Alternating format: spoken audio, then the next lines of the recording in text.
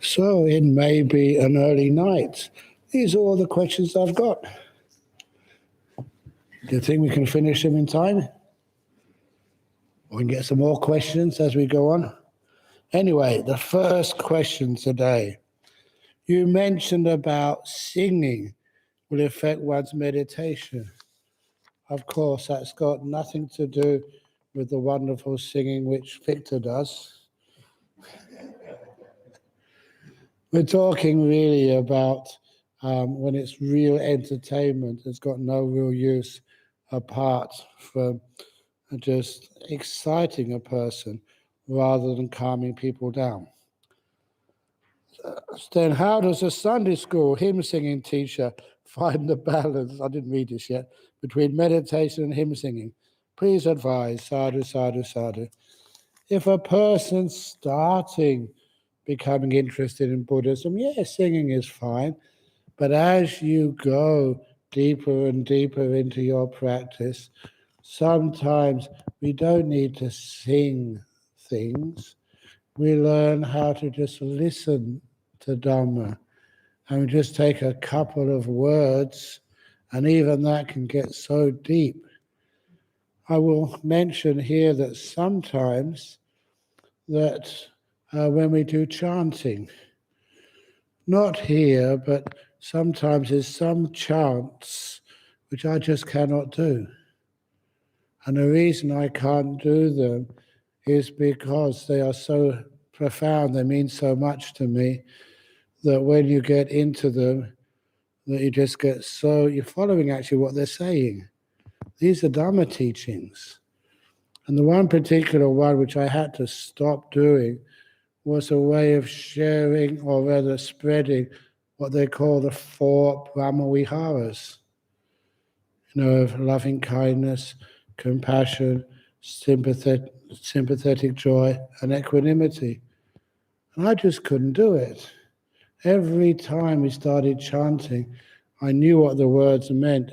You got just so high and so peaceful that when you're supposed to be just spreading loving kindness, instead of chanting it, I was actually doing it. You got so peaceful, I stopped chanting. Remember Ajahn Chakra telling me off. I said, "Why aren't you chanting?" "Well, I'm actually doing it." Spreading loving kindness. It was so beautiful. I really got too into it. That's one of the reasons why that some chanting, you can understand how powerful it was in the time of the Buddha. People knew what those chants actually meant, and they were very, very powerful. And they brought up some very strong emotions inside. But that's just chanting.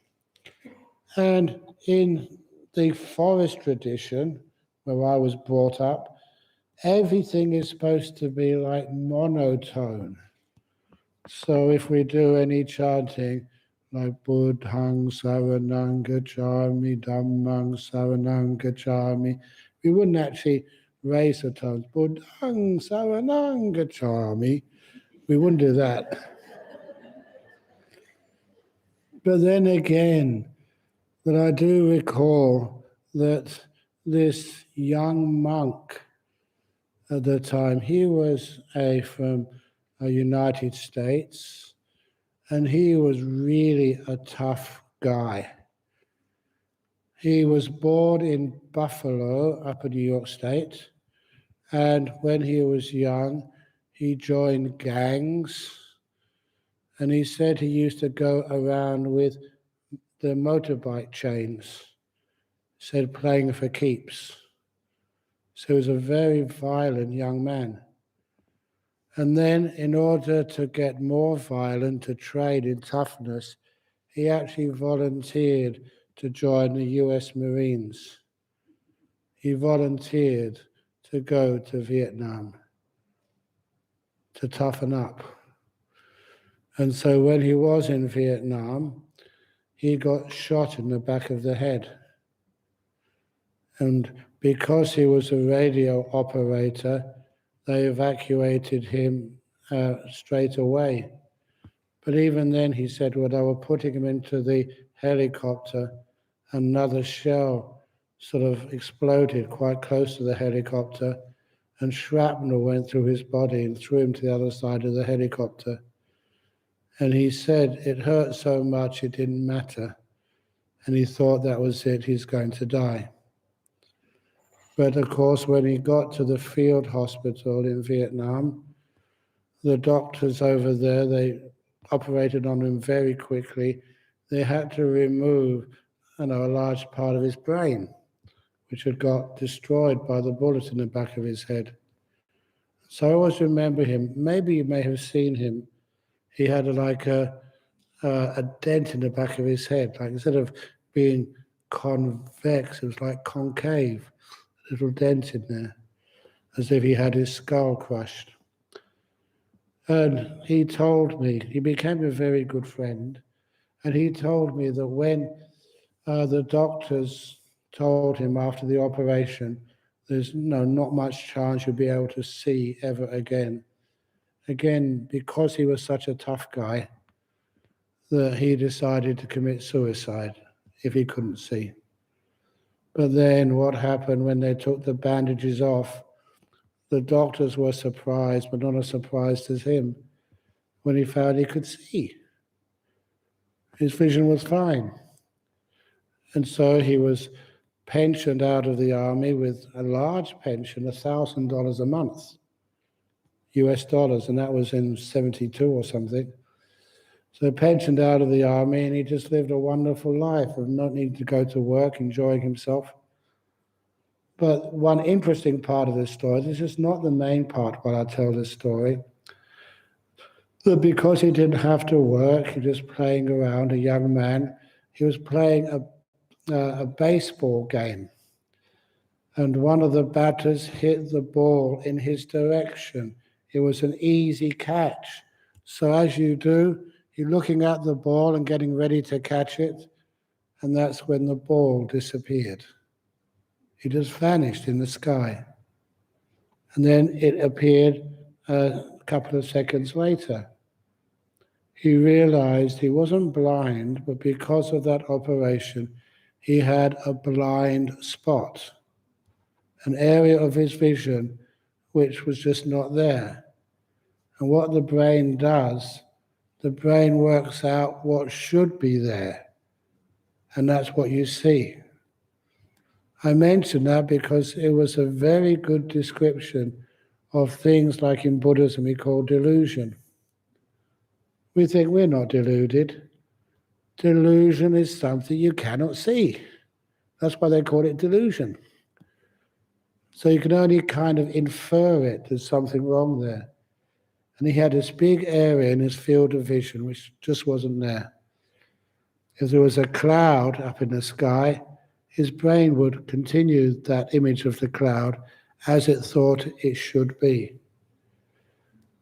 And it became a very wonderful description of how people are deluded.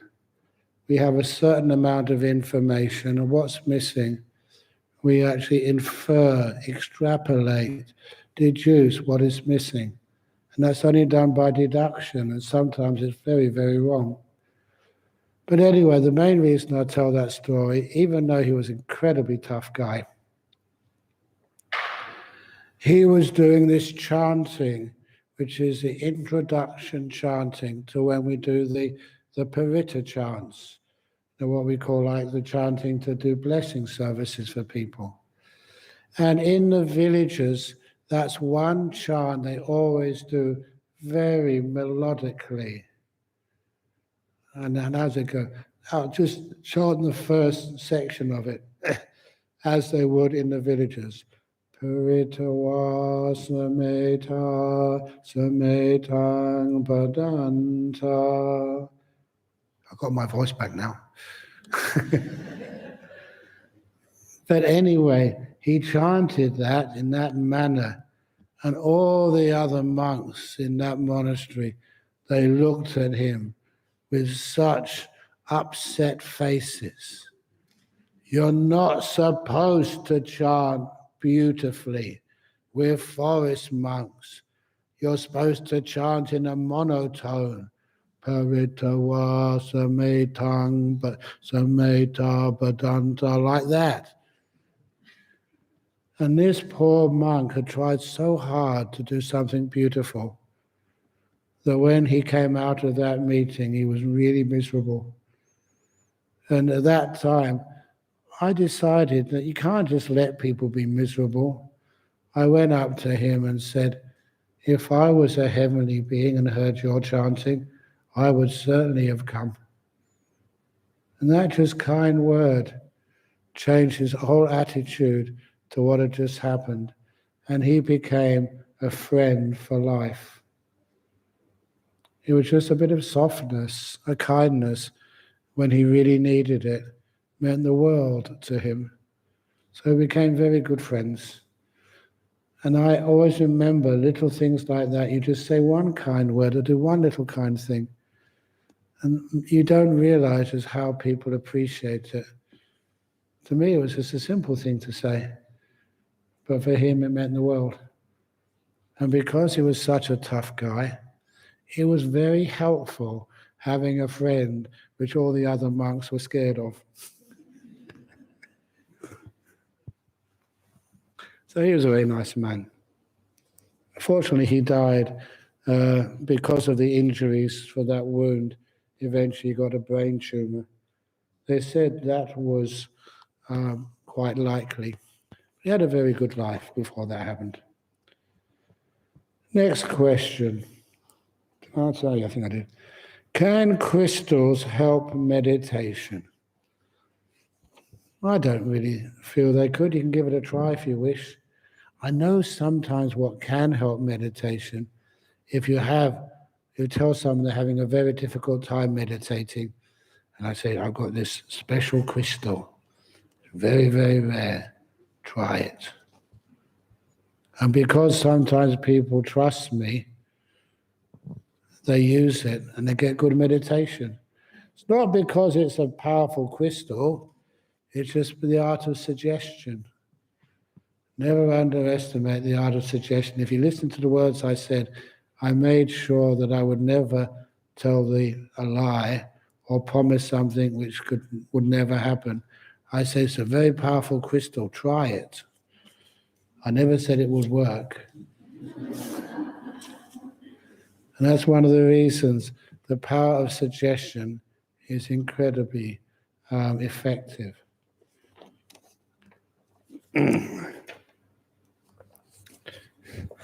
Dear Ajahn, why does society, or why do the society demand us to be noisy and fast-paced? Society expectations are so different from the mental practice world.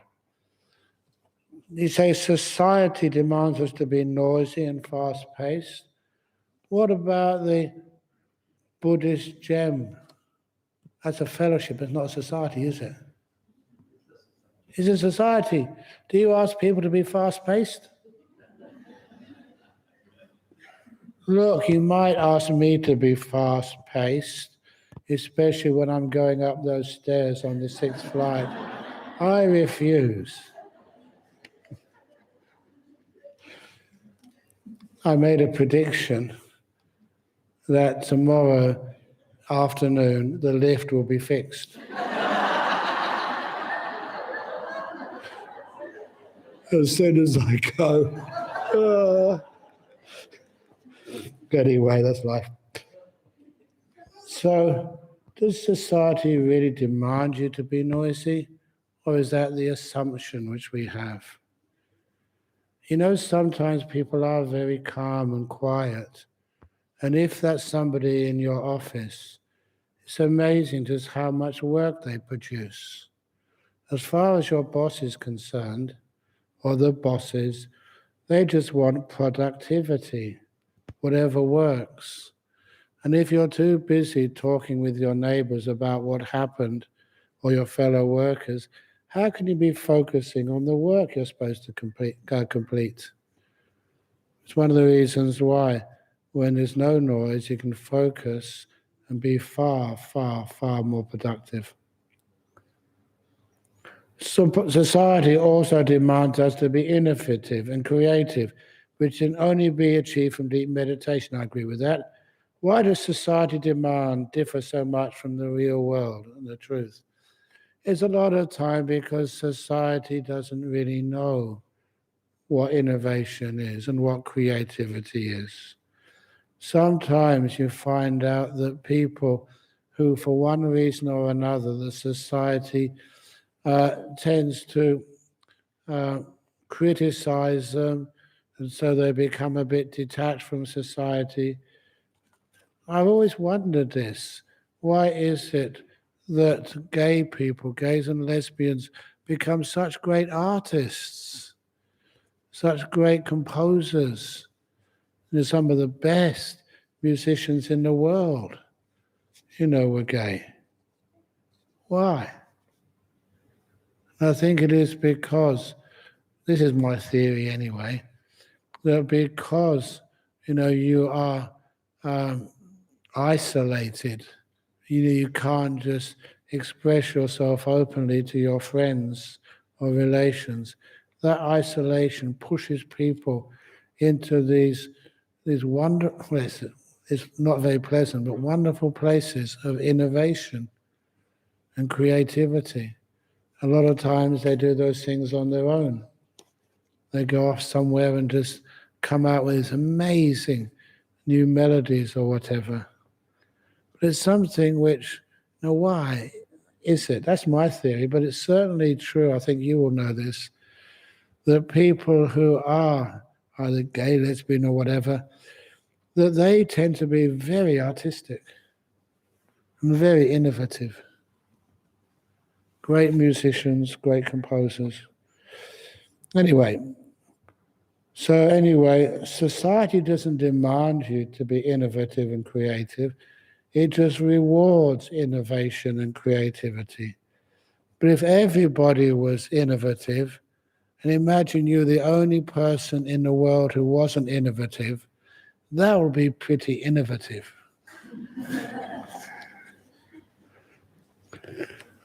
I once remember just having this story with actually it was with when I was a school teacher with my class, because there were always these holidays, these special days of the week.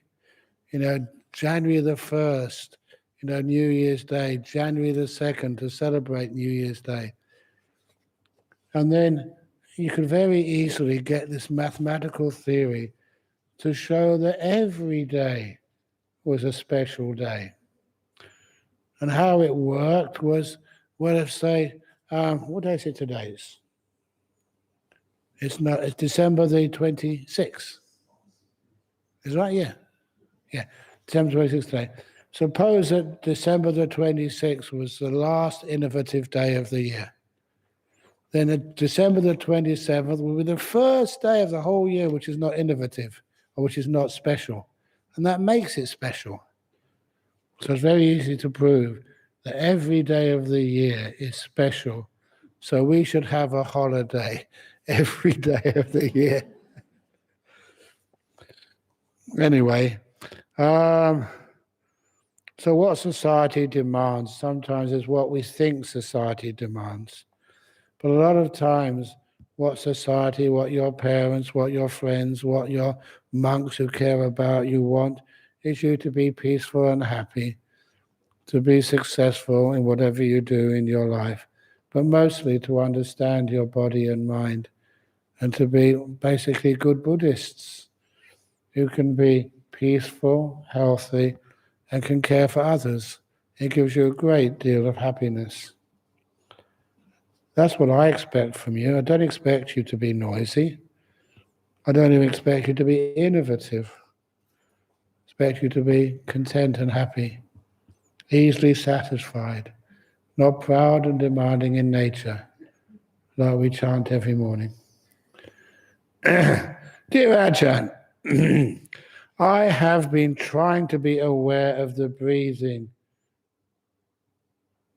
as it gets slower and more subtle. I started to feel like I am not breathing and start to find my breath again. I thought it was my incorrect assumption and try to stay on for a longer time. However, eventually I feel my body was losing oxygen and suffocating, and I have to catch up with my breath again. At that point in time, my body feel warmer too. Please help me in getting over this stage. I think I'm stuck here, unable to progress for the past 7 days. Oh my goodness. Well, look, I am sort of a good teacher, and I will give you a money-back guarantee. How much do you charge for coming on this retreat? I don't know what it was, but money-back guarantee that if you just can't find your breath and you're losing it, and so you don't do anything, you follow my instructions, and if you do suffocate and die, I will give you your money back.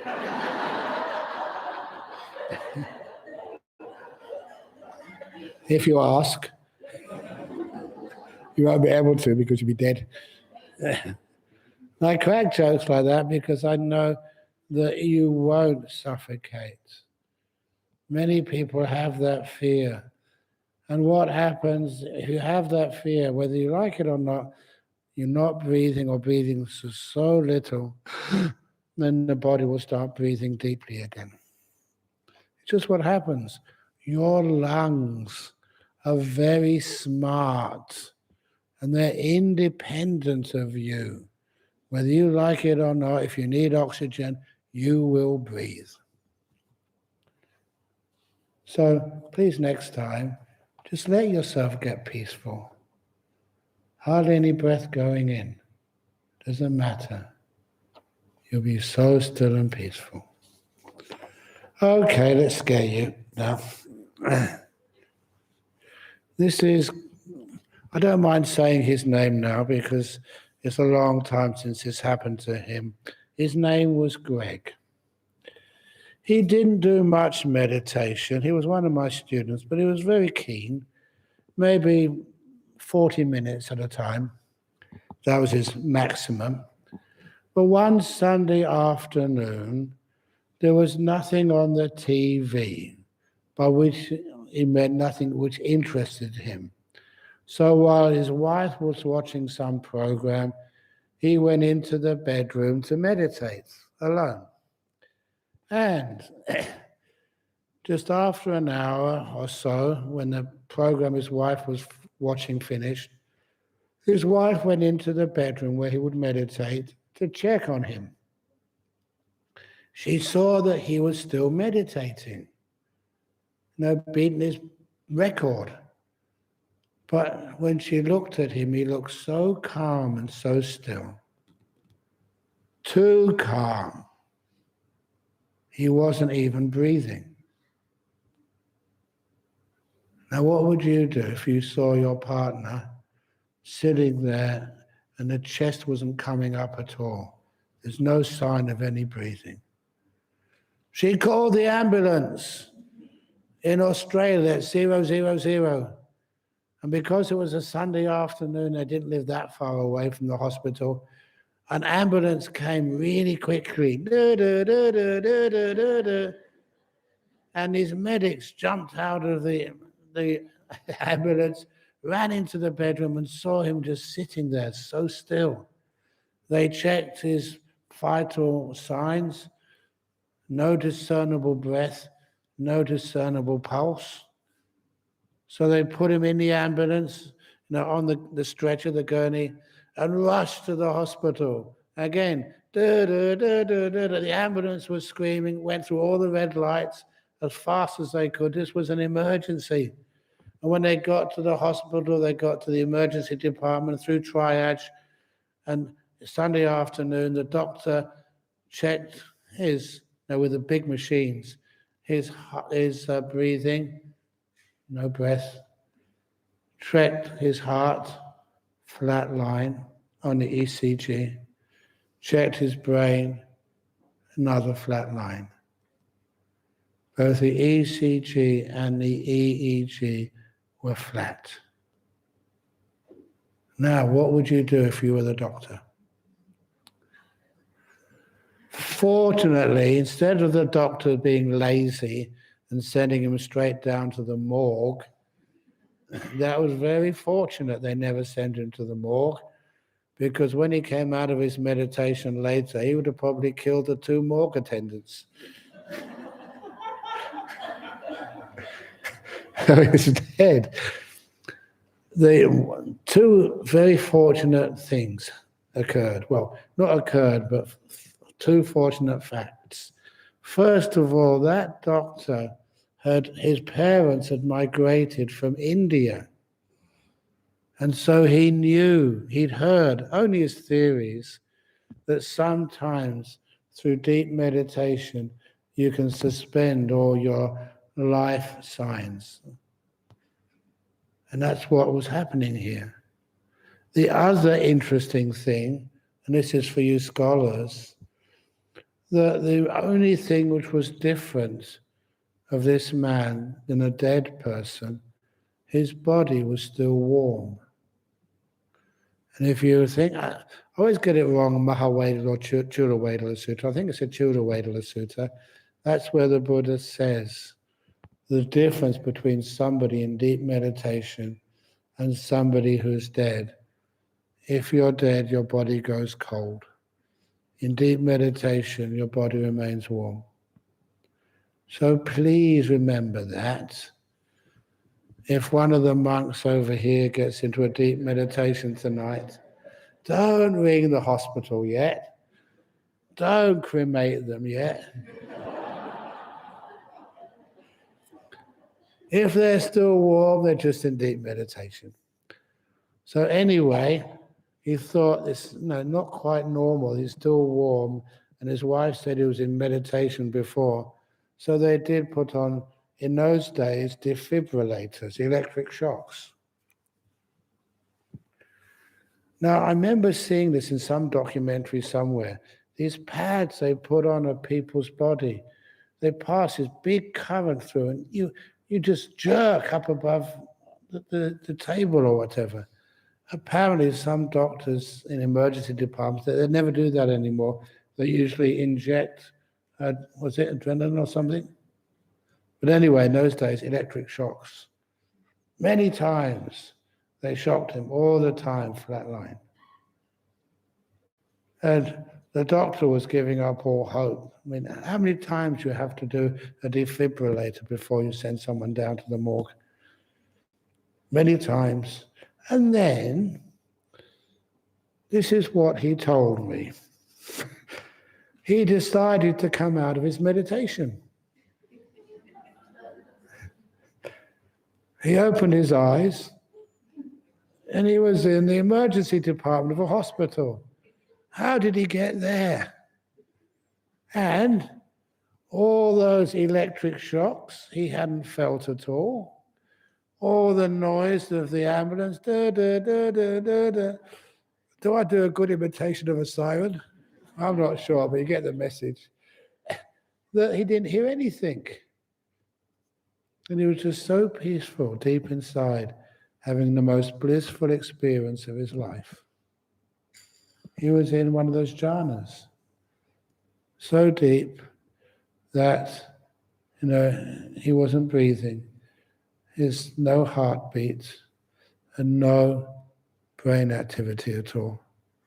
And he just came out. So for no reason whatsoever, beep, beep, beep on those monitors. And so the doctor did a thorough examination of him. Now, I would always think that the doctors would probably just keep you in overnight for checkup. But he was so healthy, and I think the doctor probably didn't want to explain what had happened, because who would believe that if you hadn't seen it for yourself? So he sent him home. And he walked home with his wife. Having gone through that experience, he was healthy enough to walk with his wife back to his house. And I asked him, was there anything unpleasant about that experience? And he said, actually, yes, there was. And that was the scolding he got from his wife on the way home. Don't you ever do that again. I thought you were dead. And eternal experience is like that, first of all, because it's always safe. Never any harm can come except someone who doesn't understand, like a wife, and telling you off. Don't do that again. But it's perfectly safe. And many of you may know of one of those other stories. This is in the suttas this time, about a monk who was sitting in the forest, again perfectly still. It looked like he wasn't breathing, when two villagers found him. And when they saw him, they thought he died. So they were very, I don't know if they were Buddhist, but very spiritual villagers. So they thought it's not right to find a monk who has died and to leave him there to be eaten by the jungle animals. The only thing we can do is actually, there's plenty of wood in the forest, to gather some wood, to make a funeral pyre, which they did, and to put the monk on top and light the wood to cremate him. So they did that, they gathered enough wood, they lifted the monk on top, and they lit the fire. And once the fire was going, you don't need to be there all the time for the fire. It was strong enough, it would do the job of cremating this monk. So they went off to do their other duties, the reason why they were in the forest. Maybe collecting herbs or mushrooms or whatever. So you can imagine how they felt the following morning when that same monk came into their village for alms round. Not even his robe was charred or burnt. And that's what happens.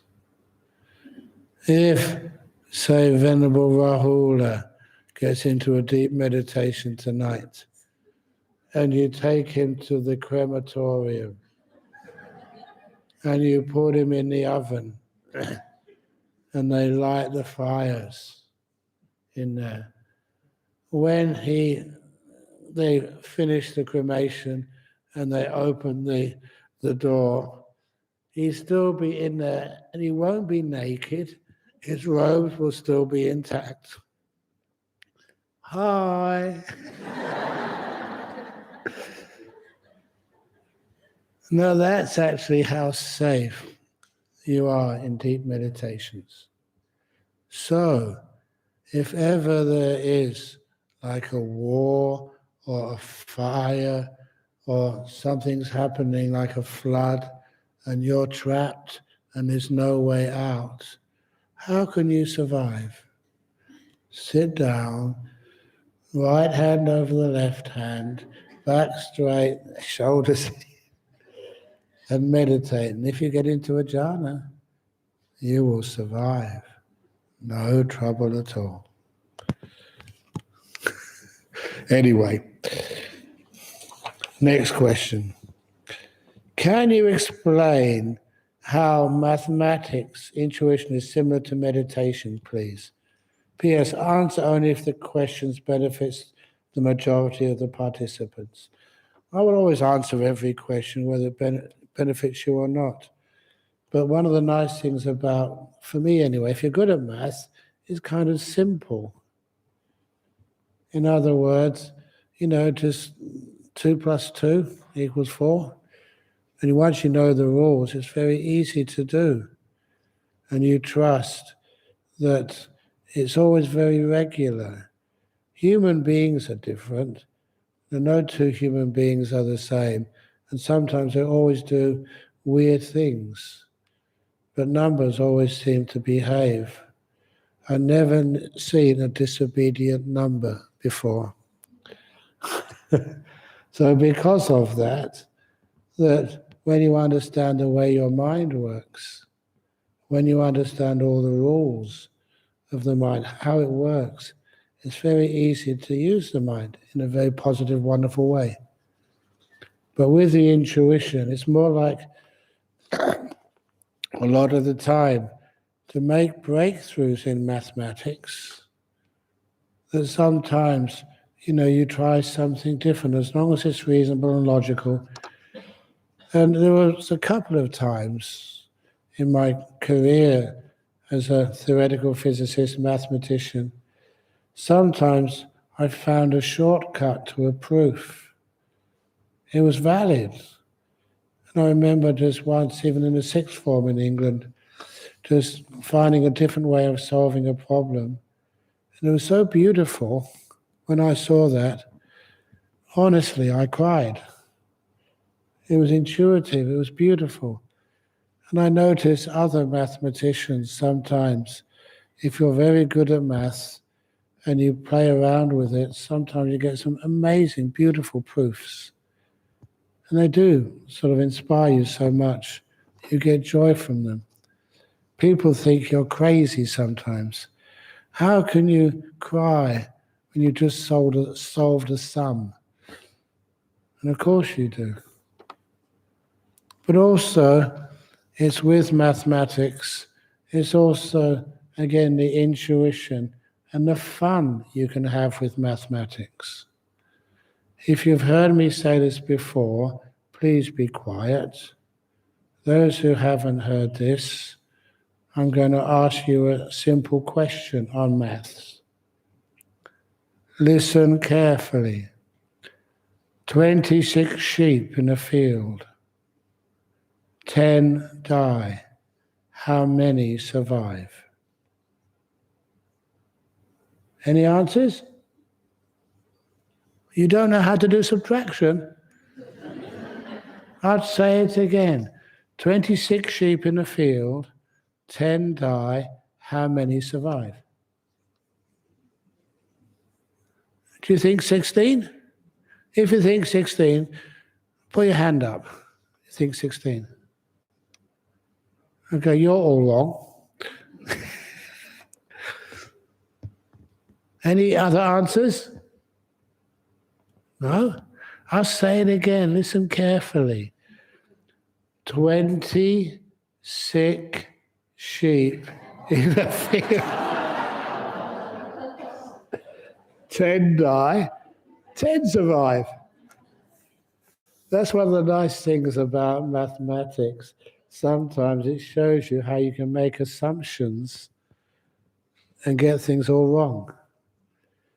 I remember this fellow monk, he was also a mathematician, and he told me that there was, I think, a sociologist, a philosopher, and a mathematician were in a train going through Scotland.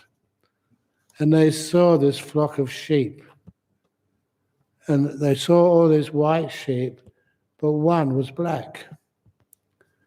So I think the first person, the sociologist or something, said, oh, you see, that there are, in any flock of sheep, there is always a black sheep in the flock.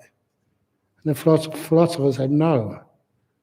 All it proves is that where there's white, that in this particular hillside, only proves in this particular hillside, there is one black sheep. You can't infer more than that. You've only seen white sheep and one black sheep. And the mathematician said, no, you're wrong too.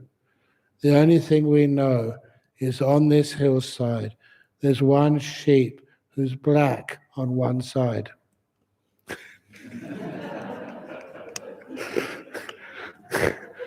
That's the only evidence you have. You can't see the other side of the sheep. And so that was like a little exercise in very strict logic. But it was actually fun. As a mathematician, you can kind of understand that. Anyway, I shouldn't go too far more in mathematics. But actually it's quite useful, because I think you all know how Buddhism came to Sri Lanka. Who brought Buddhism to Sri Lanka? Mahinda, yes. And what did he do when the king, Dewanampiatissa, met him?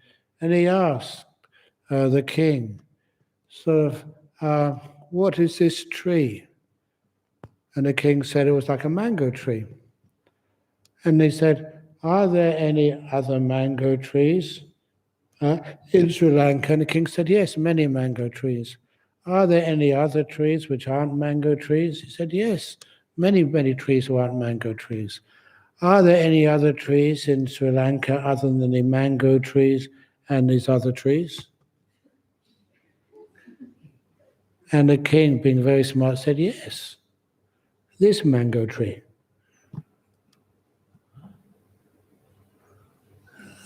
The Mahinda said, are there any other, you said, what's this tree, the mango tree? Are there any other mango trees? Yes, there's many other mango trees in Sri Lanka. Any other trees other than mangoes? Yeah, there's many. Are there any trees in Sri Lanka, no, other than the other trees and the other mango trees? He said, yeah, this mango tree. In other words, these trick questions, what these days we'd call riddles. And he did this because he wanted to find out how intelligent the people of Sri Lanka were. You didn't get that riddle. So I think I better leave Malaysia tomorrow. No, but it takes a high intelligence to be a Buddhist. And sometimes people think that in religion you just believe and you're stupid. In Buddhism, you have to be smart in order to understand some of these teachings. And sometimes you can be proud of that. You don't just believe, you're allowed to challenge. You're encouraged to question. You're encouraged to think for yourself and take these teachings even deeper.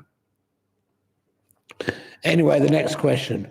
Sadhu to all who have made this retreat a success. It hasn't finished yet. How do you know it's a success? It might all go wrong in the end. I don't think so. To the BGF committee, to Sampo Tong Temple and volunteers, to all the Sangha members who have been guiding us, and to all meditators who behaved well. What about to the meditators who didn't behave well? Mega Mahagiga Sadhu, Sadhu, Sadhu, Sadhu. Gratitude is always nice and wonderful. You don't have to be perfect to receive gratitude or to give gratitude. And there's been a very harmonious group of people. The only thing which I would complain about, is it okay for a monk to complain? Okay. The lift.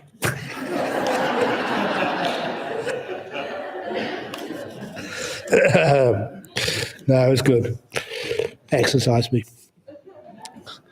Dear Ajahn Brahm, what is Vipassana meditation?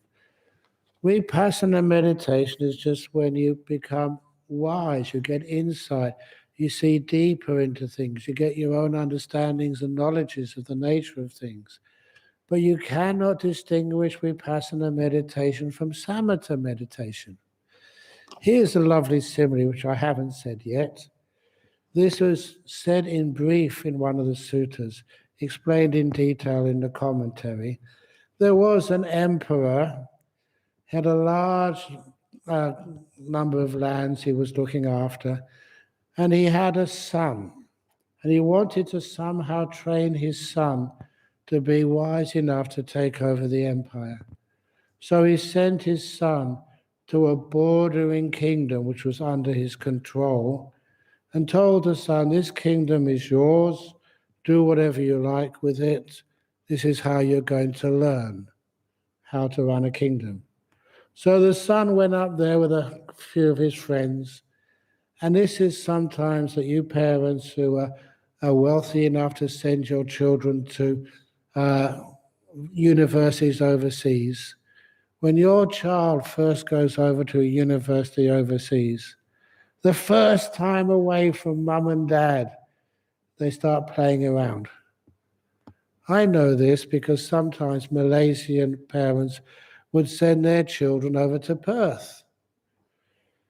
And I remember when it got to about November, December, one of these Malaysian girls came up to me and she said she needed some special chanting to help with her exams. So I'm always very kind, and I gave her this chanting, really actually quite powerful chanting. And then she said thank you, bowed and left. And then a couple of weeks later, some other Malaysian girls were coming up and saying, Ajahn Brahm, that girl you chanted for a couple of weeks ago, she's going around saying you're not a good monk, you're a terrible monk. And the reason was because she failed her exams. And she said, but Ajahn Brahm, we want you to know it's not your chanting, that she never went to any lectures or tutorials, never did any work all year. She wanted to depend upon you to pass her exams, which is impossible. At least got to do something. But anyway, it was an example. She was just playing around all the time when she was overseas. First time away from home, and no one to really check on what she was up to, and that was why she failed her exams. So anyway, that's why sometimes you've got to be careful when you send a son or a daughter away. But that's what the emperor did, sent his son to this kingdom. You look after it. You learn from experience. And of course, he just had parties and celebrations all the time. And so some of the leading headmen of the major city there, they came to see the emperor, and they said, it's not working. Your son is just playing around all the time. We need to have a proper government in this kingdom. And so the emperor sent a wise minister to the kingdom. And the wise minister, when he arrived there, he said, now listen, it's okay to have fun as a king, but you have to do your duties. You have to do some ruling and judgments. And the prince said, the son of the emperor, I don't care who you are. This is my kingdom. Get out of here. He wouldn't listen to the wise minister. So the wise minister went back to the emperor, and the emperor said, oh, sorry, it's my mistake. I should not have sent you alone. So the king got one of his fiercest, strongest generals and said, you go with the wise minister, go together. The battle-hardened general and the wise minister. And when they got to the kingdom, the wise minister came in to the throne room where the prince was, and the prince saw him straight away. Look, I told you last time, you don't belong here. This is my kingdom. Get out. And then the general just strode up to the prince, grabbed him by the hair, got out his sword and put the sword to his throat. He said, I don't care who you are. We're from His Majesty the Emperor. You listen to this minister. And with the general holding his hair and with a sword to his throat, the prince said, I'm listening, I'm listening. And with the general holding him still and the minister giving him wise advice, that prince listened and learned and eventually became a very good ruler of that little kingdom and later of the whole empire. And when the Buddha told that story, he said, you have the two messengers. The general represents stillness, samatha. The minister represents vipassana, wisdom. You do need samatha to hold you meditators still so that vipassana can teach you. That's how samatha vipassana go together according to the Buddha's teaching in the suttas. Does that make sense? Yeah, very good.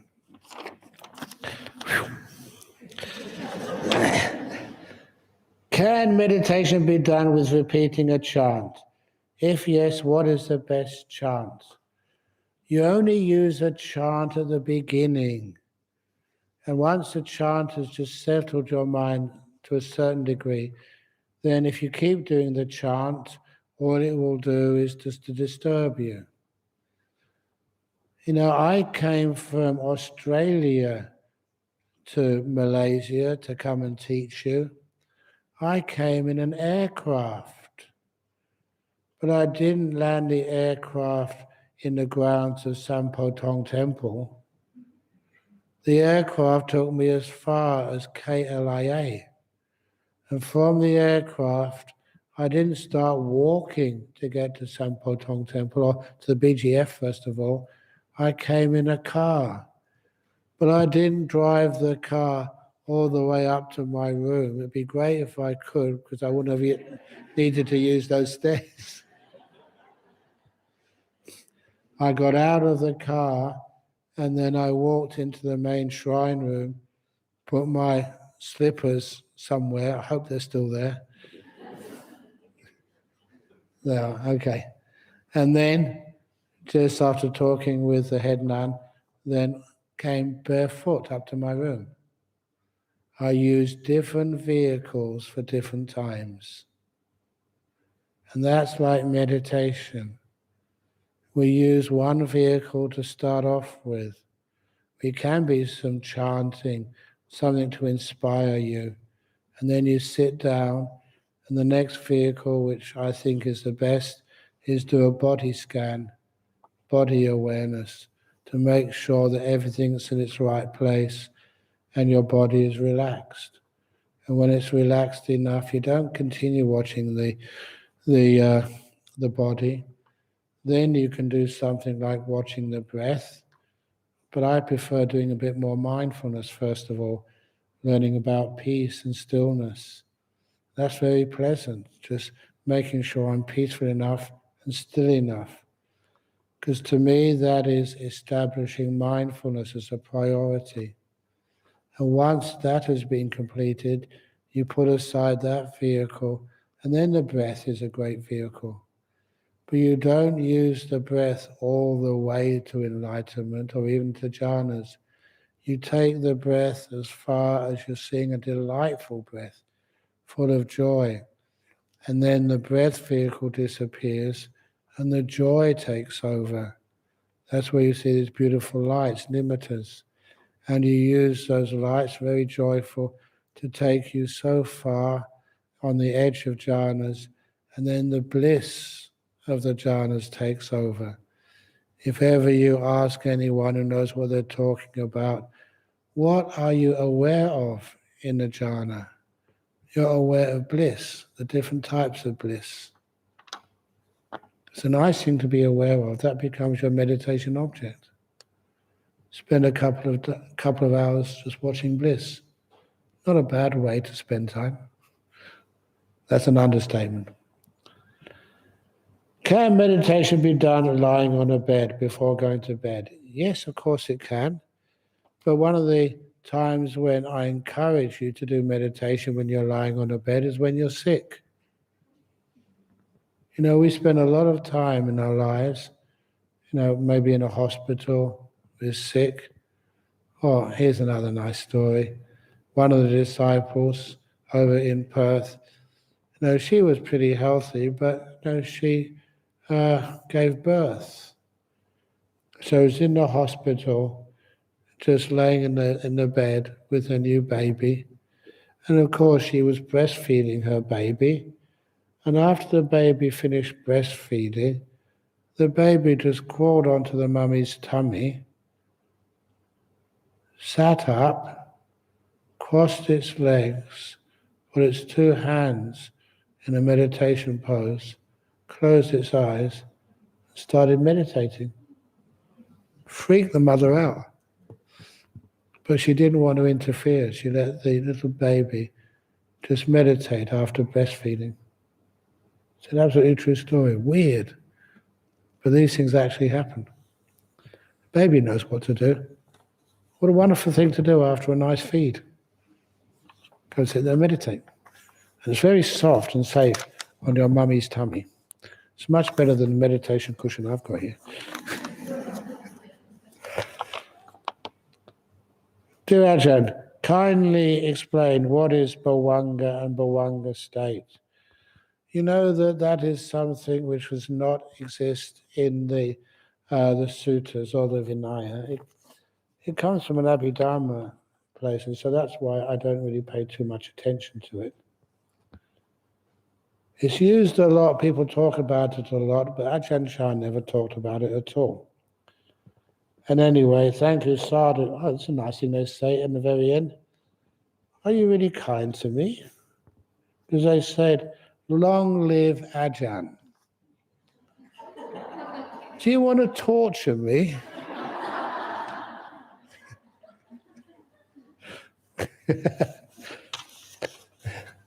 Anyway, I appreciate what's behind that. Ajahn Brahm, what if people don't appreciate the forgiveness that is given? That is their mistake, but nevertheless, it's still good to give forgiveness. You, the person who gives the forgiveness, that's wonderful. It's a benefit for you. If the person you're giving it to doesn't want to receive it, that is a great shame, but doesn't mean you don't give it. Many of you have given me so many gifts over here. Many of those gifts, honestly, all those gifts of medicine you gave me because of my throat. You know how much of that medicine I actually took? 0. I know my body, and I'm very understanding what was causing that irritation in my throat. And now it's just about almost gone. But then I thank you for all that medication. I did receive it all, and now it is shared with the other monks or other people who need that medication. Many of you give me so much because, you respect me. My job is not to refuse whatever you give me. I accept it and then give it to somebody else. That way that hopefully you feel that your gifts are actually valued. It's a beautiful way of doing things. And I remember even Ajahn Mahabua. This is not encouraging smoking, but in those days that people didn't know that cigarettes were bad for your health. So Ajahn Mahabua would never smoke in the monastery, but when he went out for some business in town, he'd always take a packet of cigarettes and he would deliberately smoke one in the house or in the market. And the reason he did that, because he knew many of the monks in his monastery liked to smoke cigarettes. And that was the only way they could get given any. So he personally smoked so the other monks could get cigarettes to smoke. Otherwise they'd get none at all. It was his sacrifice. It wasn't such a good example because now we know that cigarettes are very bad. But it was lovely the way that he wouldn't be thinking of himself. He's thinking of all the other monks who were with him. So anyway, it's still worth giving forgiveness, even if people don't accept it. And one day they might accept it and realize how wonderful that is. Dear Ajahn Brahm, once a person becomes a stream winner, what determines this person is reborn to which realm in the next 7 lives? Is it by their own choice? There's a mistake in that question. Once you're a stream winner, how many more lives do you have? 6 or 7? Let's have a vote. Democracy. Who thinks another 7 lives? Put your hand up. Who thinks another 6 lives? Put your hand up. I think the 6ers are outvoted. But you're right. It's another 6 because this life is like number 1. The same as that I've completed my 71st birthday. So in Malaysia, in Asia, I'm 72. Because 71 years and you start off as 1 year old. And so this is just, in Asia, you can always add another year onto a person's life. I know sometimes, just to make some fun, that I tell people I'm not really 71. Right now I'm 856. And I cannot lie to you. And Mark always has to tell the truth. The truth of the matter is, I'm 856. How can that be? Months old. Why do we have to count them in years? So I decide to, it really impresses people much more when they say, how old are you? I say, 856. They say, no. And it's like some of these like superheroes in the movies. 856 years of age. Wow, that's cool. They say it's months old. And any kids, when people ask you how old you are, say it in months. You can drive a car when you're only about 1.5 years of age. You're too old to go to school when you're 24.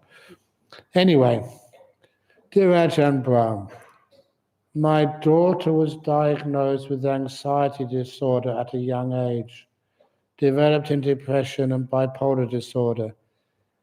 She struggled through her university studies, but she did it. Well done. And finally completed this year. Excellent. During the last 13 years, she was on medication given by the psychiatrist and occasional counseling, but didn't help much. She will be starting her career soon and hope Ajahn could advise.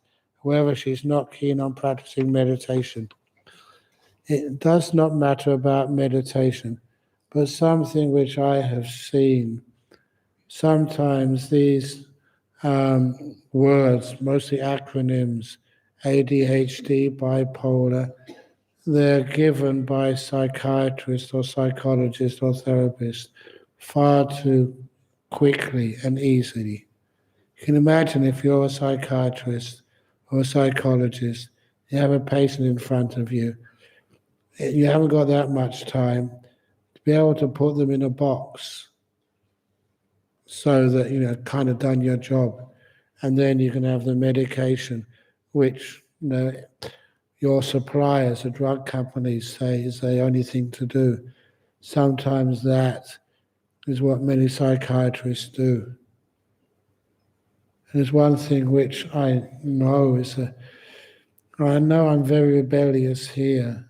It's quite a dangerous thing I'm saying, but nevertheless, if that daughter was in front of me now, and I would say, are you really anxiety disorder, depression? Are you really bipolar? Sometimes some psychiatrists I meet are brilliant. One of those I met in Singapore a few years ago when we were doing a conference in the Woodlands hospital. That was where everybody with any mental disorders are treated in Singapore. And being Singapore, they were trying to make that an Asian hub for people with mental diseases from other parts of the world. And I gave my usual talk, and I started off with, I had spent many times visiting people in prison.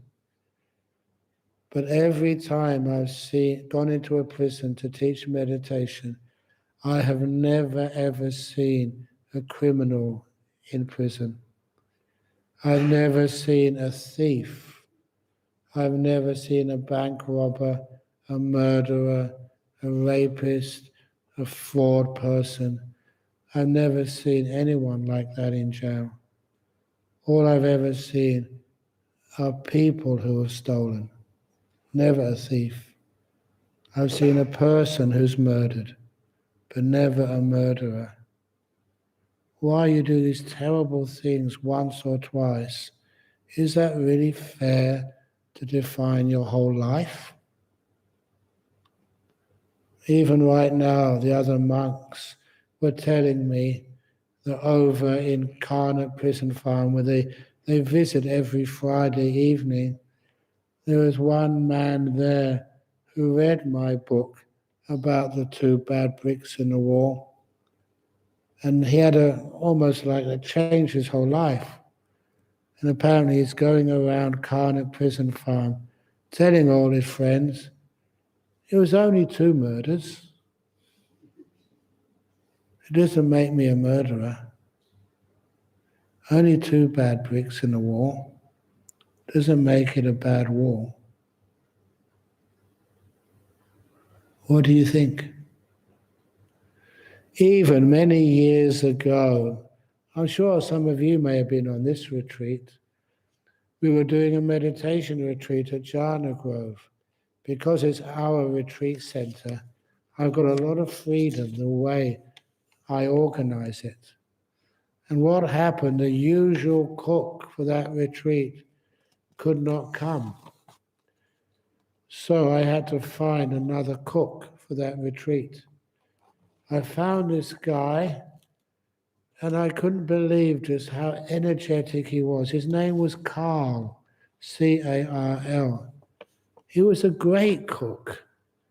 And I couldn't believe he would make a pizza, a couple of pizzas every day, totally from scratch, getting the wheat and the stuff to make the what do you call it, the dough, and he'd do everything all by himself without any help.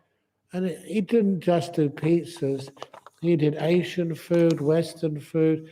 He cooked so much, and it was absolutely delicious.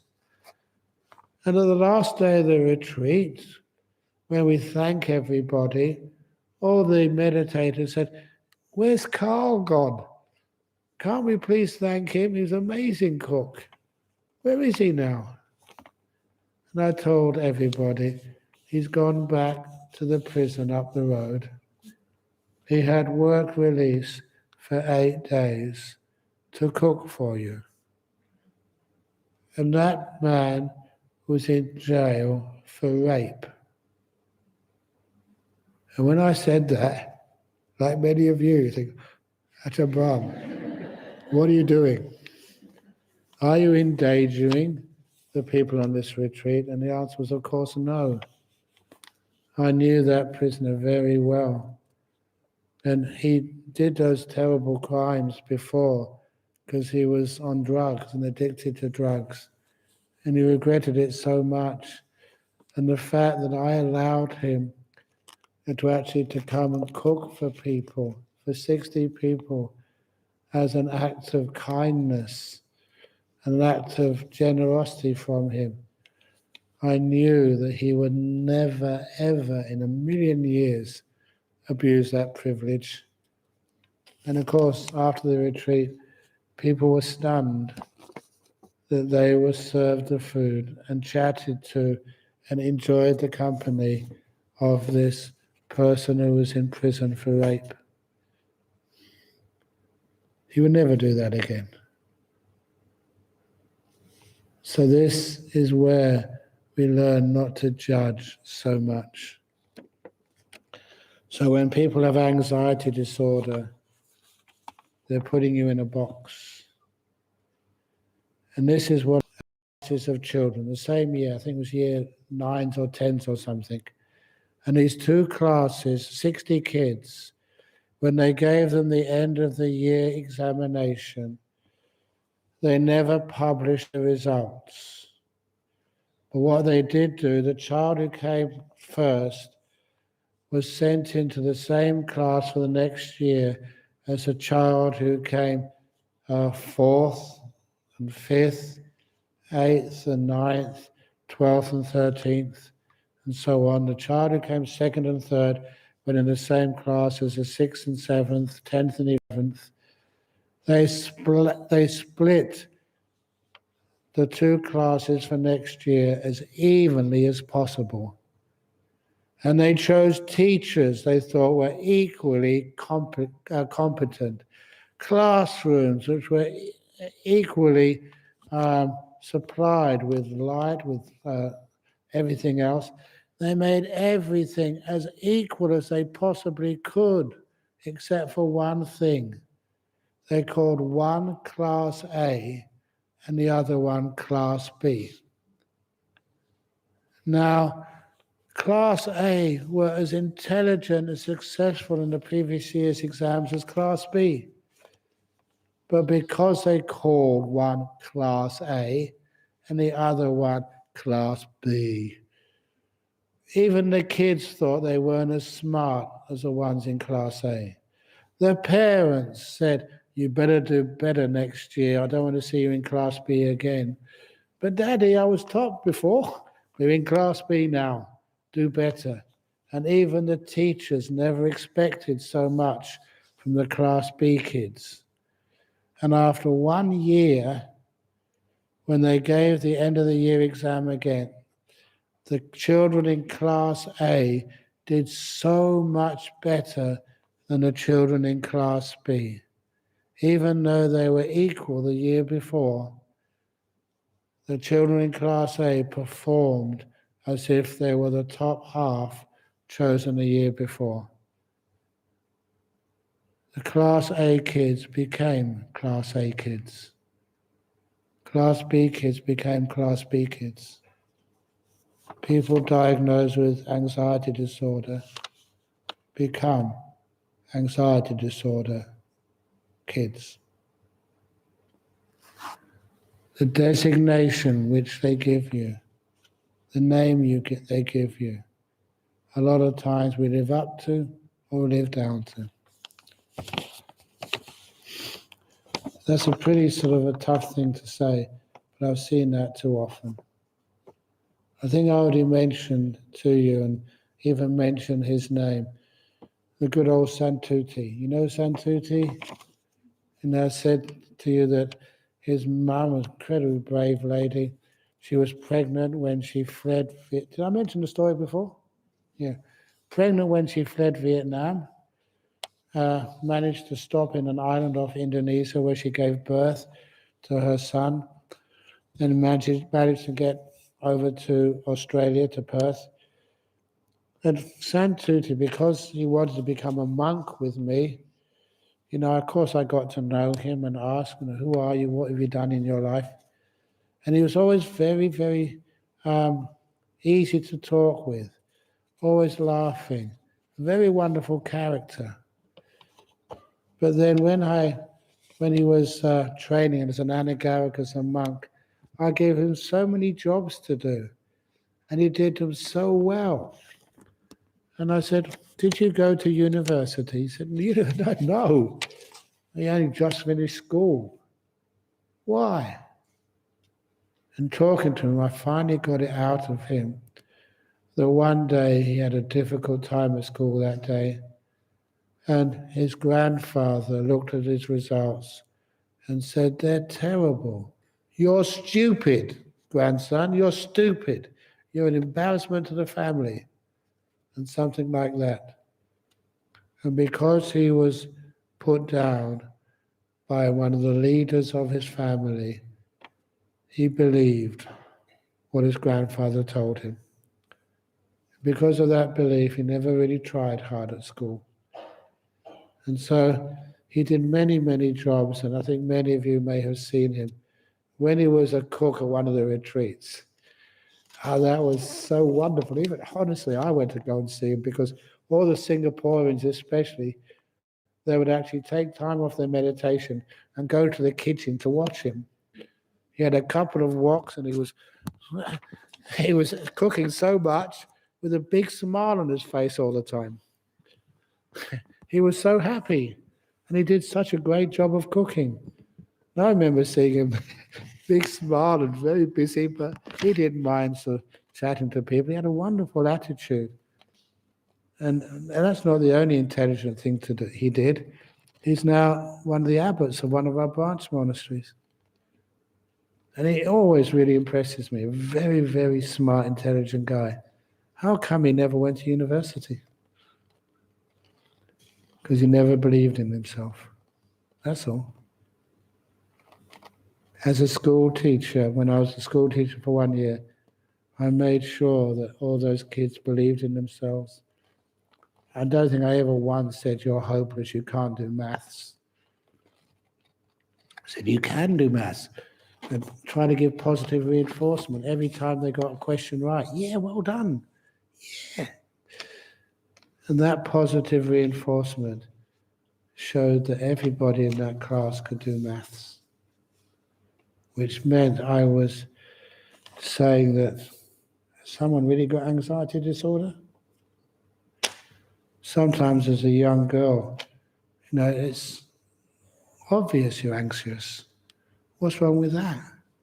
You're growing up. You don't have enough friends. You don't have enough people to support you, to be by your side and to get through that one time. But why make that something for life? And anxiety, no wonder you got depression. Have you ever been depressed? Has Ajahn Brahm ever been depressed? I told you already the one time I was the most depressed I've ever been. That's when I thought I was enlightened and found out I wasn't. So there's sometimes that we exaggerate these things and we put kids into a box. Sometimes they have got real problems, but a lot of times maybe those problems are manufactured. You believe in what the experts say, and because of that, you practice like that. You become like that. You become the Class B person.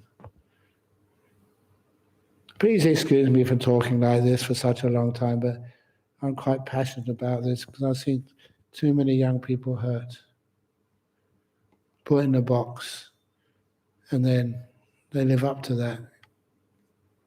So anyway, I'm now going to invite you to a box. It's time for the toilet break. So off you go if you want to.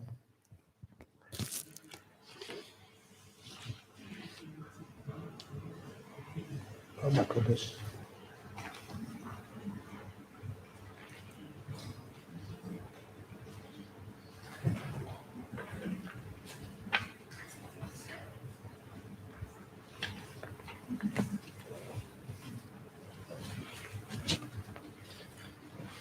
Wow.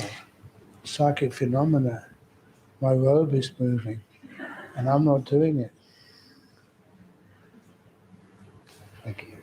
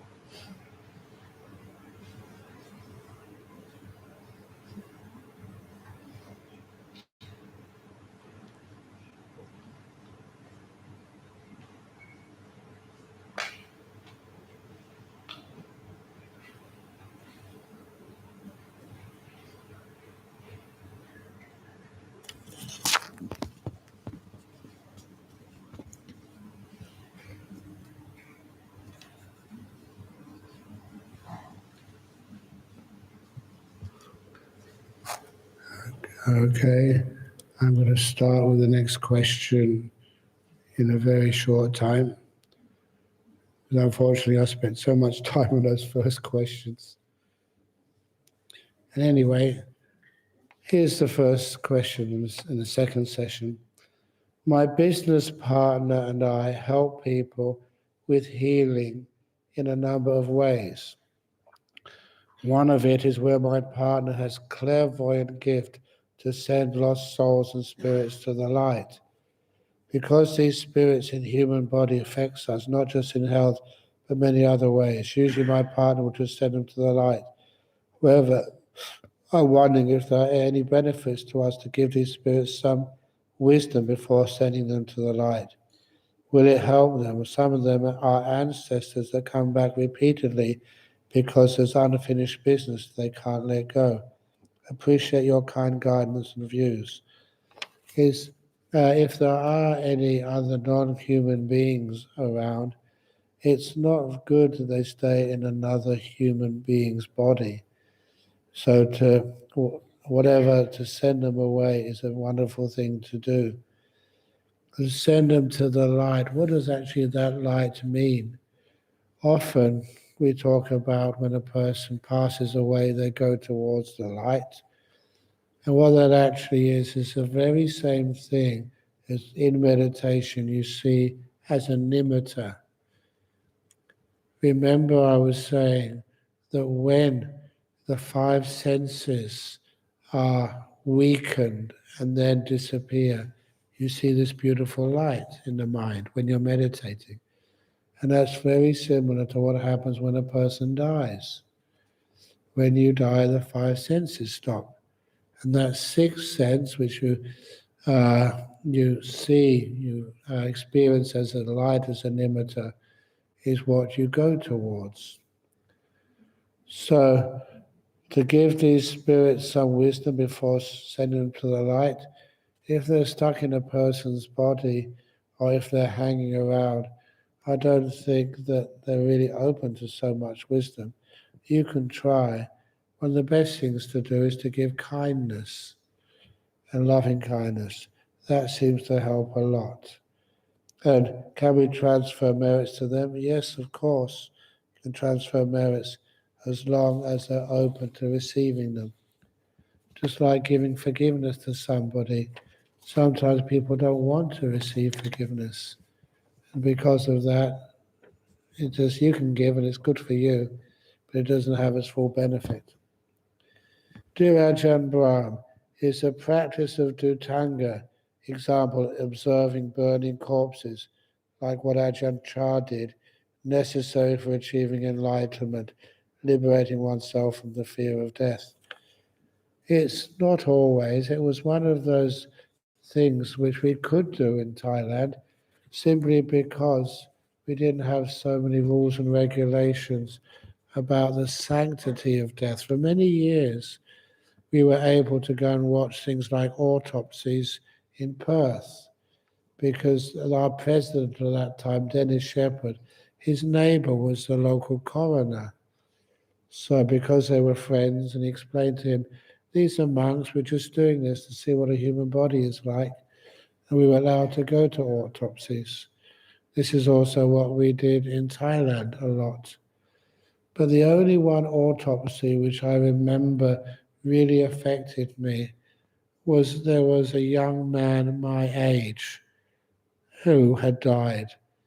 And because I could identify with him, and even though he was Thai, I was Western, that made more of an impression on me than anybody else. So those Dhutangas, one way of doing it, but I don't really think it was that effective, even though I went to so many autopsies in my life and see so many dead bodies. One thing which is important, and when we have the open funeral ceremonies, so this was the villagers just made a very simple box out of plywood, made the pyre, and we put the box on top of the fire and lit it, and we'd stay there watching it. And because it was just simple plywood, it would burn away very quickly, so you could see the body as it was burning. And one of the things we were taught, that when you put the body in the coffin to be burned, you always put the body on the side, never ever on the back.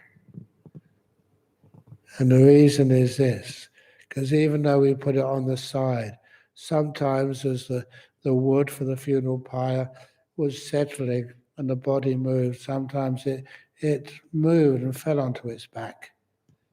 And then what happened is, because of the way the body burns, the back would rise up. It was laying down, and as the fire was burning, it would rise up.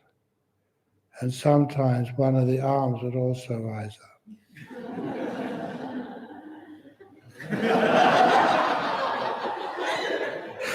And that would really scare people. Were you responsible for him dying? All it was is just the way the muscles contract or expand, that's all. Nothing more. But that was a little bit of fun, and sometimes we were hoping that was going to happen. But really, the Dhutanga, it's just these little practices which monks keep. It's only if you have a problem in that area. And quite frankly, there's no danger with dead bodies. It's just nature, that's all. In the forest, we see many dead bodies with like kangaroos dying or dead, other animals dead. And so we just let them rot in the forest and it goes back into the soil. No danger at all. When we feel low mental energy during meditation, is it okay to bring up a positive thought or memory, aside from images or the virtue of the triple gem, as a way to energize the mind before letting go of such positive thoughts or images? The vision of a corpse is very energizing. If you're sitting there very sleepy, and you can imagine a corpse coming towards you, that soon energizes you. So, but that's not scares you. If you're very tired, then it means you need to go to bed, have a sleep. That's the best way. And other times you find you're meditating and it's quite easy to gain energy. I used to do this a lot. I remember one time that the Singapore Buddhist Fellowship, that we had this for a while in order to find a new way of sharing the Dhamma. They had a few like plays, like performances. And because I was the main, I was going to say star, the most exploited person in the Buddhist Fellowship, I had to be in that somehow. So they had this story and they were putting it to like a musical almost. And I had to be in it at the end, playing myself, Ajahn Brahm. So they had a matinee performance in one of the big theatres over in Singapore. So the only way I could get there in time, I gave a Friday night talk in Perth, a quick sleep overnight to the airport in the morning, flight to Singapore, and straight from the airport to the theatre for the first show. And after the first show was completed, everyone else went out for dinner. Of course, I'm a monk, you don't have dinner. And so I was quite exhausted after the first show. So I said, I'm going to stay here, find a nice quiet place to meditate. And that's all you did, just sat there for an hour. And when you start meditating, hadn't slept much that night, on an aircraft all the morning, and just doing this show afterwards, I was really tired. But I know that to stay there, don't do anything, and soon your back would straighten up, your mind would re-energize. And so in the evening show, I was really energized. All that energy had come back again. I know through meditation how to re-energize myself. You don't need sort of special visions. Just very much let it be. Don't do anything. And because you're not doing anything, you're not wasting any energy. And the energy starts to build up again. I was told through meditation we can connect to the highest self that will guide us by sending us messages or inspire us. No. There is no higher self.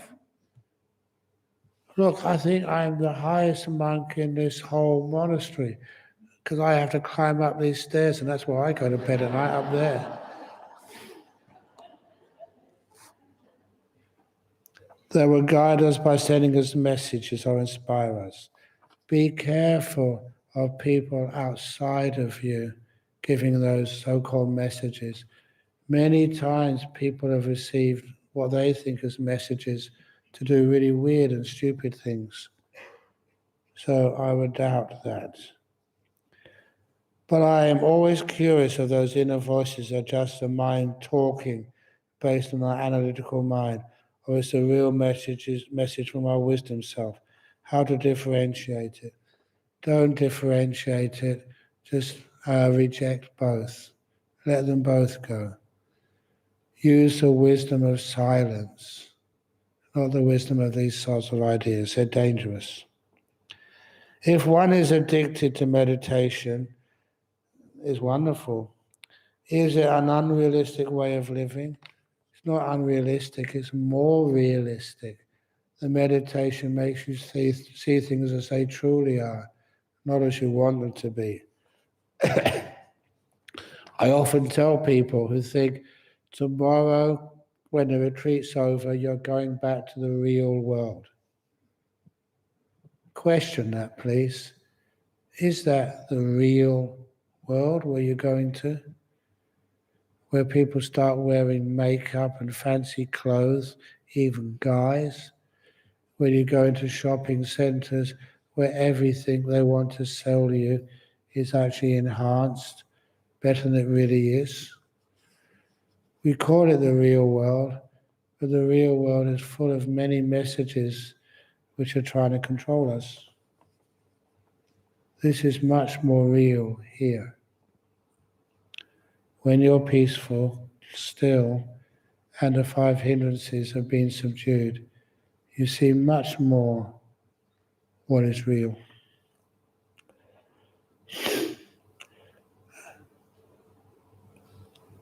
If one is addicted to meditation, is it an unrealistic way of living? No, it's a very good way of living. We still have to work and make a living in the world, yes, but you find you don't need that much to survive. It's a fascinating when I see many people committed to a spiritual life. One of the things which is very popular now in the West is tiny homes.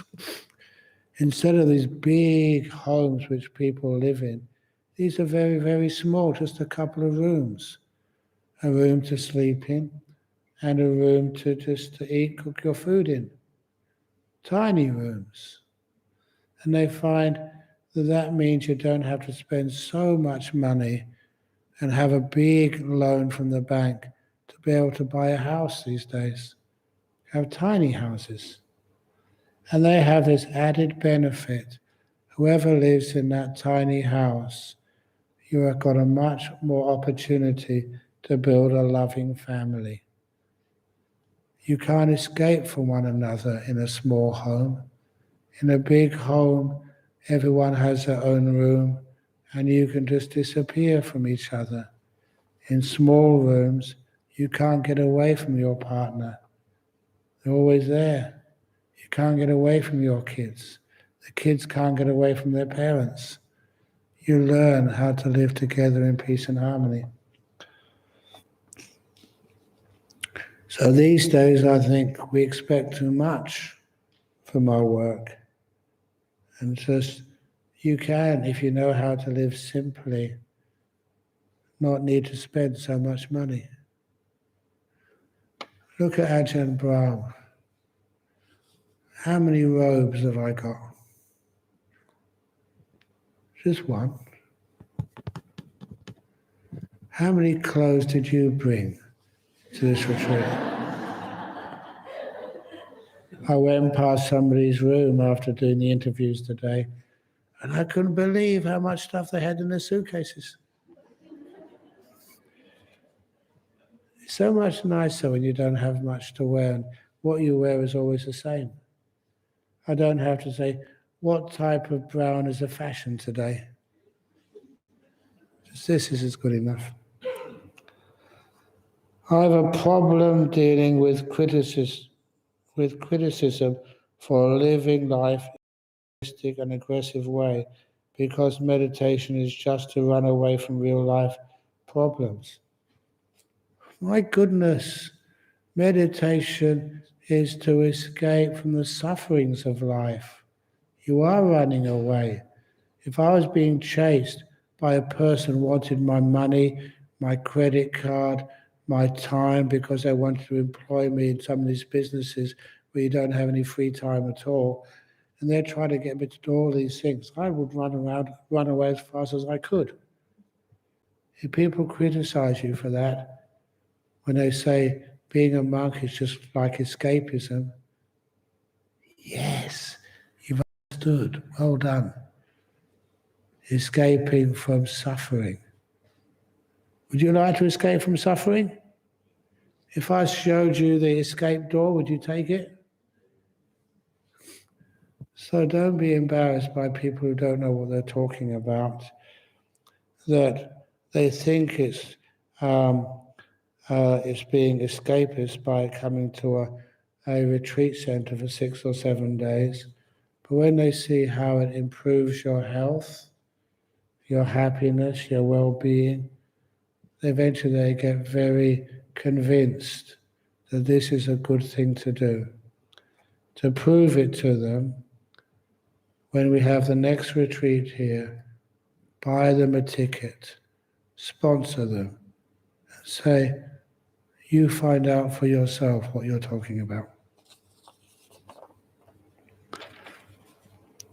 It's a nice Christmas gift for your father or mother. Send them an invitation to the next retreat. Ajahn Brahm, do you think that the ubiquity of social media and the increasing number of young people addicted to social media as a constant source of distraction has reduced humans' capacity for sustaining attention and therefore all potential for spiritual cultivation and enlightenment? Thank you. Yes. Simple answer. That's one of the reasons why I think I did suggest to a few people, how about just putting your iPhone or whatever else you use away for just 24 hours? And don't even look at it, use it. And be strict about that. Does the world end when you don't look at your iPhone? Sometimes I get in trouble simply because, when I travel, there's people like Singapore Airlines want my mobile phone number. I said, I don't have one. And that's so weird that sometimes, how can we deal with that? But it's nice not having a mobile phone. I have like emails, but emails I can answer when I want to, not when they first come. With a mobile phone, it's like you have to answer it straight away. Is that really fair on you? You become a slave to the mobile phone. It owns you, not the other way around. Dear Ajahn, I am curious to know your interpretation of the consciousness non-manifesting, unbounding, or pervading that appears in Majjhima Nikaya 49 and another sutra as well in the Digha Nikaya. Now, this is one of the problems because it's a very bad translation. Consciousness non-manifesting, it also says that's where name and form find no footing. If name and form, nama-rupa, find no footing, means there's no object of any consciousness, which means consciousness has stopped. It's a bad translation, and also, as Venerable Nyanaponika once told me when I was very fortunate to see him in Sri Lanka, he said, you should never interpret some of these unclear statements in the suttas. Sorry, you should never interpret the Buddhist teachings in light of some of these one or two, what's the word with two meanings? What's the word with two meanings? Okay, sorry? Ambiguous, that's right, thank you, yes. You should never interpret the Buddha's teachings in light of ambiguous passages you find in the suttas. You should interpret the ambiguous passages in terms of the so many powerful, clear, numerous teachings which the Buddha says in the suttas. And in this one, consciousness non-manifesting, what they do say is that there are only 6 types of consciousness. Only. All consciousness is one of these 6, and that is sight, sound, smell, taste, touch, and mind. And all the mind consciousnesses, near or far, past or future, refined or unrefined, all of that is not me, not mine, not a self, is impermanent, suffering, subject to change. That's Manatalakkhana Sutta and many other suttas. So this, when it says conscious non-manifesting, 1, that's a poor translation, and 2, that's a passage which is not supported by the vast number of other teachings of the Buddha. Do you see it as different from the normal consciousness? The Buddha only says there's 6 types of consciousness, nothing else. I know not many venerable can explain this clearly. If you look at that statement, it's, I forget exactly what it is in Pali now, it's a bit late for me, but it's not anything which is meaningful. What is meaningful is just what it says in things like the Anatta Lakkhana Sutta, that all consciousness, not me, not mine, not a self. Also, one of the statements, I think this is in the Anguttara Sixes, was saying that once a person is enlightened and has passed away, is parinibbana, all the six senses disappear, vanish, are not operative, and no other senses appear in any form, in any way. Stating very clearly that after parinibbana is real cessation. That's what parinibbana means. Pari means complete, nibbana means cessation. Complete cessation, total, all gone. Aparisesa, nirvana. Nirvana with nothing left. The trouble is, even though that's very clear in the sutras, people don't like to accept that. They're trying to find a loophole because, as I said some days ago, you work so hard to become enlightened. And once you're enlightened, there's just nothing, no way you can enjoy it afterwards. You're fully enlightened, you're parinibbana. Is that it? All gone? Even the Lord Buddha. Does the Lord Buddha Gautama exist anywhere? Has his non-manifested consciousness manifested anywhere? Of course not. This is what we call cessation. It's not destruction or annihilation. To annihilate something, there has to be something which needs to be annihilated. We see this process of conscious awareness as a process. One thing causing another, which causes another, which causes another. But nothing there. It's like the string of beads with no string connecting them. One bead after another after another. Nothing going from the beginning to the end. I wish I could have got that question earlier, because that's one of the deepest questions, easiest to answer, but you have to go against what people want to hear. Anyway, thanks, Ajahn, for your very inspiring experience sharing. After listening to your advice, I sent lots of loving kindness and practicing lots of walking meditation to mitigate the tightness in my head. However, once I go back to my breath, there's two words in the English language I don't like. However and but. Watching the breath, the tightness has become worse. Should I just let go of watching the breath and at the moment? Sadhu, sadhu, sadhu. Do the Emperor's 3 questions meditation. Now the most important time, whatever's in front of you right now, tightness or whatever, is the most important thing to watch. And practice kindness, care. At what stage of meditation can we ask to venture into past memory? Only just when the 5 hindrances have been very, very weakened.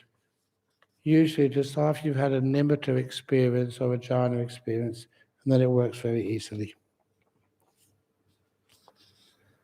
Ajahn Brahm, a Sri Lankan monk, told me that if one gets angry, the spirit or ghost of our ancestors, animals, etc., can penetrate our body. Please advise how to overcome. Any short mantra we can chant to avoid this? They can't enter your body when you get angry. It's very, very, very rare that any other beings can enter your body. Who does your body belong to? It's your body. So very rarely can other beings enter it at all. So don't be too concerned about that. What I do know is if you do keep 5 precepts, it becomes impossible for any spirits to enter your body. An example of that, there was this a Thai lady many, many years ago. She was a great disciple of our monastery. She worked really hard when we first started building it, but she had a mother in Thailand. She managed to invite the mother to Perth so she could look after her. So eventually she got the visa, and so she looked after her mum. But her mum was very old, she got sick, and so she put her mother in the hospital. But after a few weeks, she was wondering whether her mother would survive this hospital visit. So she went to a well-known medium in Perth. She paid $20, that's all, and the medium said she would leave her body and check on her mother's health. All she wanted was her mother's name, the hospital ward, the room, the name of the hospital, that's all.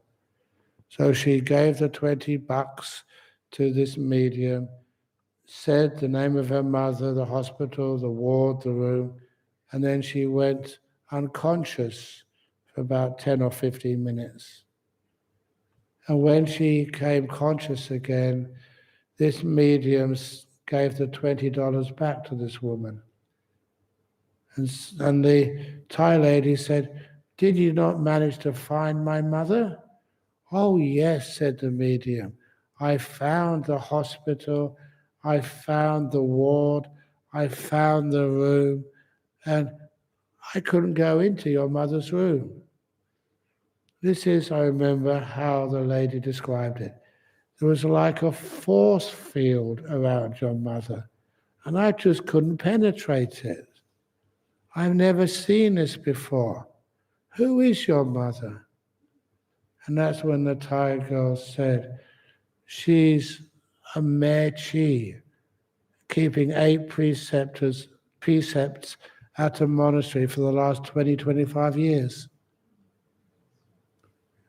And at that, the medium grabbed the $20 back.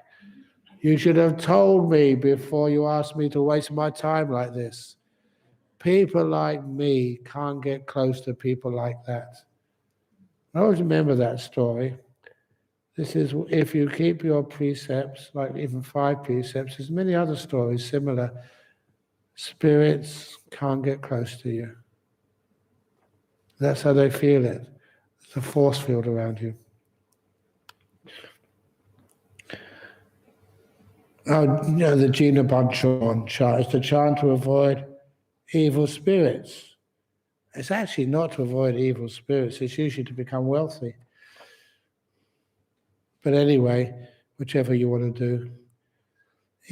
Can it be practiced as a meditation object, like the Buddha is on my head, Dharma in my eye, and Shana in my heart, etc.? Sangha in my heart, etc. No, don't do that. That's complicating the Buddha, Dhamma, and Sangha way too much. Just keep your 5 precepts and you'll be safe. Guaranteed. Often I say this guarantee. What kind of guarantee can I give? I often say that if you buy any one of my books and you don't like them, you can always ask for your money back. And I promise that. I've never let anybody down. You can always ask for your money back. I never said you'll get your money back. I just said you will be able to ask. Okay, this is the last question. Wow. Am I going to make it? It's only 5 minutes to go. Shall we finish early and we'll leave this the next time? No. Here we go. Dear Ajahn, while doing Anapana sati meditation, I had to be mindful of my mind, i.e. the rise and fall of the activities of my mind, sometimes up to the point where no activities of my mind. Should I continue to be mindful of my mind, or should I get myself back to Anapanasati? I would suggest to getting you back to Anapanasati. And the reason is you don't want to complicate things. If you're mindful of your mind and there's no disturbances, you've done a great job of preparation. Now let the breath take over. As I did mention earlier with the simile of the aircraft and the car and the walking and the lift, each one of these is designed to take you on part of the journey. And in any journey, even in meditation, on the path to enlightenment, we do need to use different vehicles at different times. Mindful of the mind is fine, but once it's done its job, then go to the mindfulness of the breath. That will take you further. So that is the answer. And if you don't like it, if you got any complaints, I'm sorry, but this is the last question time. But seriously, thank you for everybody who asked a question. I never try and demean questions. I try to answer them as best I possibly can, because I realize how important asking questions is. And if I didn't answer your question to your satisfaction, I too would have asked for your forgiveness for that. It's not because of lack of effort or lack of respect. I try my very best, but sometimes you ask a question and you cannot even read it carefully, or you ask a question and I'm a bit tired, so you may not answer it the total clarity which it deserves. And if that's the case, then it means you must come to the next retreat which we hold here.